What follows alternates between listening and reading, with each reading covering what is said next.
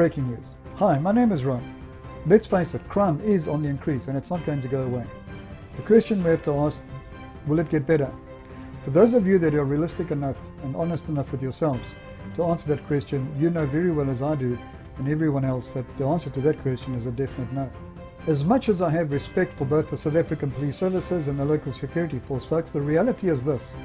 It doesn't matter how effective and how fast and how good those security forces are. The fact of the matter is this, is that in the majority, the overwhelming majority of cases, the South African police members and the police force and the local security companies will arrive at your home only after a crime has been committed. So the reality is that the South African police force members and the local security companies cannot actually per se protect you and keep you safe at all times.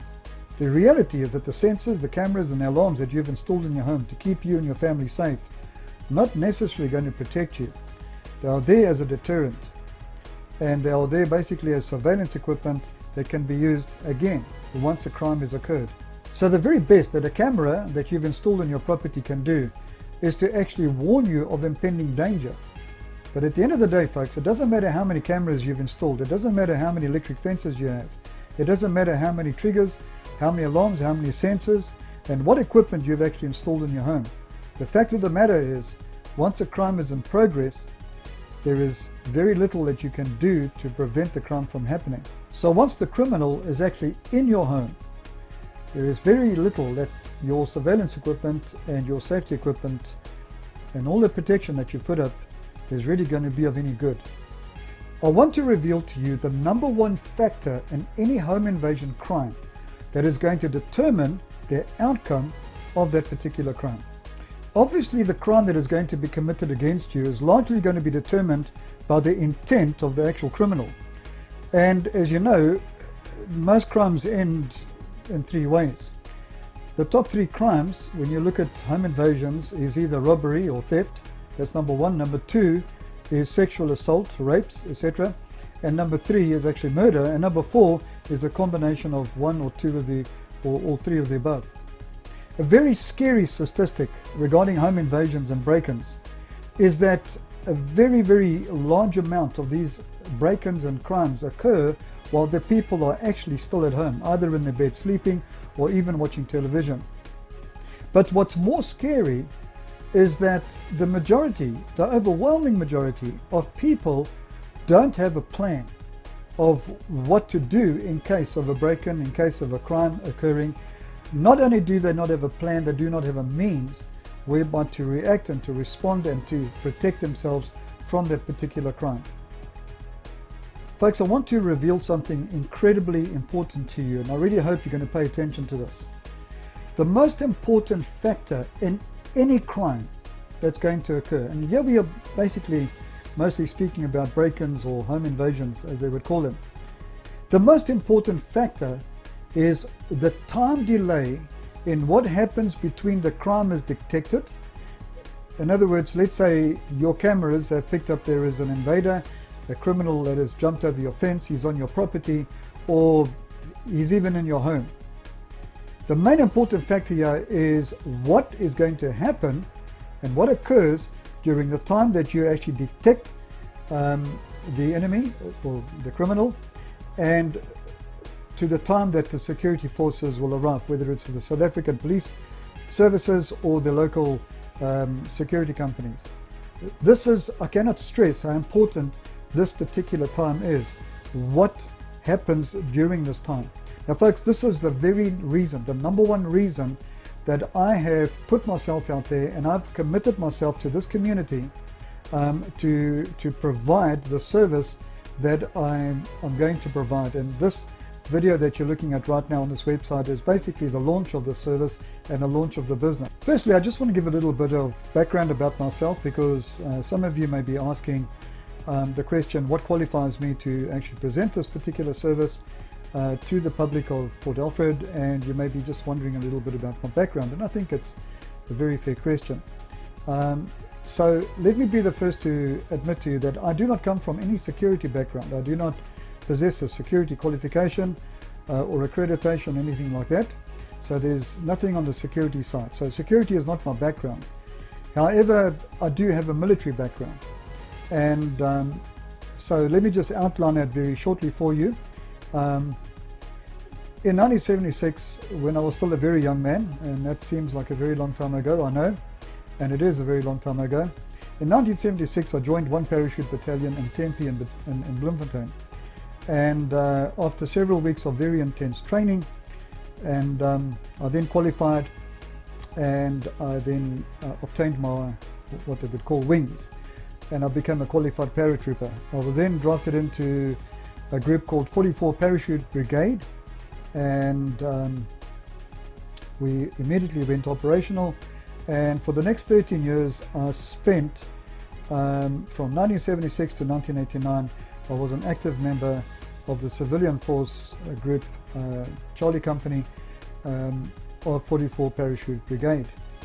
And every year for 3 months, I would be called up and we would go operational, and I had the opportunity, if that is the right thing to say, to take part in a number of operations that took place back in those years.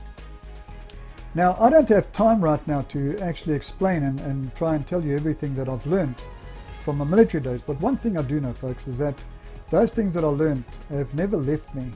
And when I look around me today and I look at the situation we have within the borders of South Africa, South Africa itself has become one big war zone.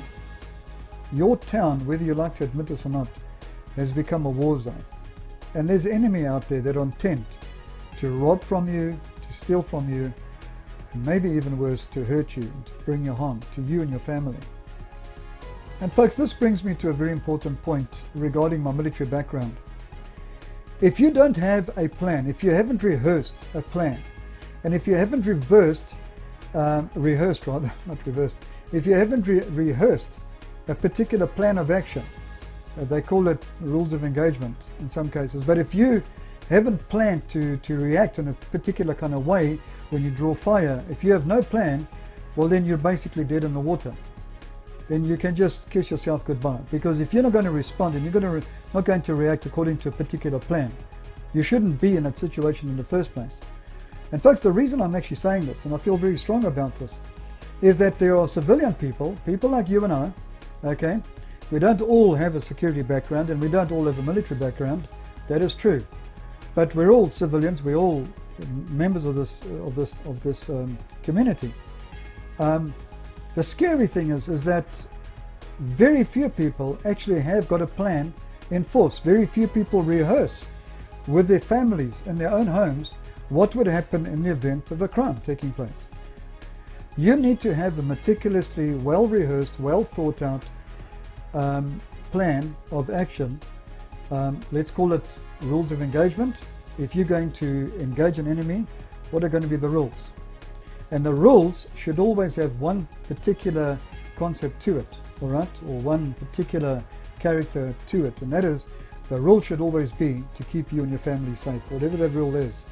So the number one factor here, folks, is to keep yourself safe.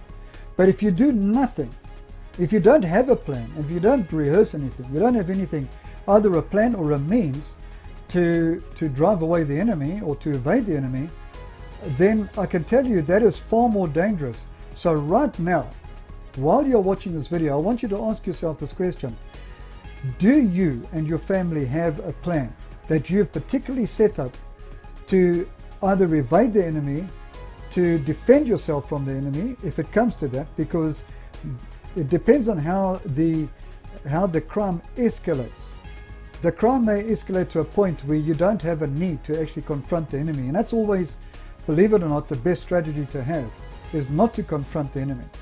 Folks, calling your local security company, hitting a panic button, activating a camera, setting off an alarm, is not necessarily going to save you. You need to understand that. So that brings me to a very important point. When it comes to crime, there are 3 role players that play a very, very important role. Number 1, you have the South African Police Services, the policemen and women who are called on a moment's notice to go and investigate a crime scene. So you have the South African Police Services. Number two, you have the local security companies, and they are also there to serve and protect.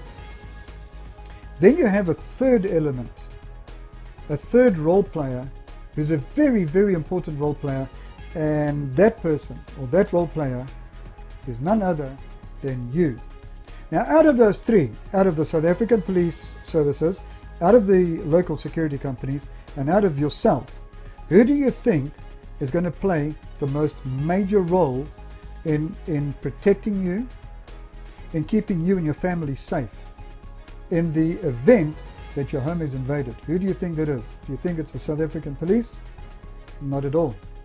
I told you, and I say this with respect, they have a job to do, but they're not Superman. They're not going to protect you. Number two, is it your security company? Folks, with respect, they are not going to be there to protect you per se. There are occasions where arrests are made by the security companies and by the police that if they hadn't done those arrests, then it could have escalated out of control and could have cost you your life. So we respect both the South African Police Force or the South African Police Services and the security companies for that very reason. But the number one role player, and you need to understand this, and this is the very reason I've actually made this video and created this website and basically created this concept, this service that I've created. Your number one most important role player is going to be you. You are going to be the one that is going to determine the outcome of that crime, how it's going to turn out, whether good or bad. Home invasion and awareness is bringing about an awareness of what you need to know, what action you need to take when your home is invaded. Folks, if you take no action, then the chances are very slim that you're going to survive. You need to take some action. Now remember what I said about crimes escalating. If a criminal is in your home, the very best thing for you to do really is not to make any contact with them, all right? Because you never know if it's just one person or two or three or a gang of four. You don't know what their intent is. Their actions will soon tell you what their intent is. If you have, for instance, a double-story home and you're on the upstairs and they come up the stairs, you know that they have intent to either steal from you, and if they cannot get it right, if they're confronted, they're going to turn violent, and you need to be prepared for that, all right? So the very best thing is to actually avoid conflict with the enemy. That is the best, trust me. You can replace your television, you can replace your car, you can replace your money, but you cannot replace your family, and you cannot replace your life. You've got one life, and that's it, all right? So the best thing is to avoid any kind of conflict situation escalating out of control. But if it does come where you have no option but to take on the enemy, take on the attacker, okay, face on, then you're either at a disadvantage or an advantage.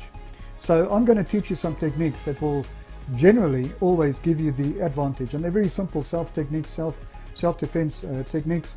I'm also going to show you later on in another video where you can quickly and very easily disarm somebody who's holding a gun against your head or your chest. And when you put your hands up, I'm going to teach you a technique that literally within about 1 second you can disarm that person and you can be holding the gun in your hand. So things like this that I will be training you, or we will be dealing with the basic gun laws of South Africa. I'm going to teach you techniques of gun handling, safe gun handling techniques, included in the presentation and in the price that you're going to pay.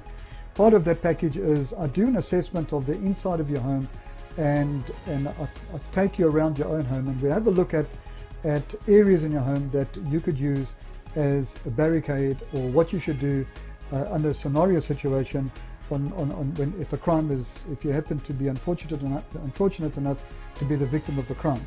So we look at inside the property, what you would do, how would you respond, how would you get to your alarms and your everything like that. Then we go to the outside of your property, and then I do an assessment, and I do that assessment during the day, and then I come back and I do the assessment during the night. And there's a reason for that, obvious reason, because during the day it looks very different than at night. At night it's dark, and what I want to see from your property is your lighting that you have. Because folks, here is the thing, and as much as we don't want to face the fact and even admit it, if a criminal breaks into your home and leaves, he leaves with a message. And this is the reality that not one of us can escape. That criminal is going to leave with a message. The message is, this is a soft target. I'm coming back. Why? Because it was so easily done. All right, this is whether you are at home or whether you are away at work. Okay, and I personally know of people that this has happened to. All right, they become a soft target. Why? The criminal breaks in, steals goods, he finds the easy way in, easy way out. Even if the alarm goes off, by the time any action is taken and any evasive action, it's too late, he's gone. But he leaves with a message, and the message is coming back. And trust me, they normally do. All right? Always going to leave with a message, man, I'm never going back to that place. Now, one of the most critical and most important things that I want to present to you, and this, by the way, is a free of charge service I'm giving, that I'm presenting to the residents of Port Alfred. Okay, it's absolutely free of charge. I do it entirely out of service to you, entirely out of ready, and there's no catch whatsoever. Okay, the one thing we learned in the military is that there is strength in numbers, and one of the most crucial things that we have, folks, gone are the days where we think only in terms of protecting ourselves and our homes as a household. If we have the mentality, and we've still got the way of thinking that, well, I'm safe because I have alarms in my house, and I'm protected, and I have a firearm perhaps, I'm good. No, you're not good. Okay, you're going to need help sooner or later, and that's the very reason you subscribe to a service of a local security company. Okay, but I think the time has arrived, folks, that here in South Africa, if you're in a neighborhood, that to adopt and adapt the mentality that it's not just you and you alone that needs to be responsible for protecting yourself. We need to be our brother's keeper, and by that I mean this: if we can build up mini clusters, micro clusters as I would call them, of homes in your direct vicinity, your neighbors behind you, in front of you, and next to you, and then those next to them, until you get a group of 10 homes together. We're going to call that a cluster, and we call that consolidation. Consolidate means what? If you go look at the Oxford Dictionary at the meaning of the word consolidate, it means to take something, a single unit, and to make it stronger.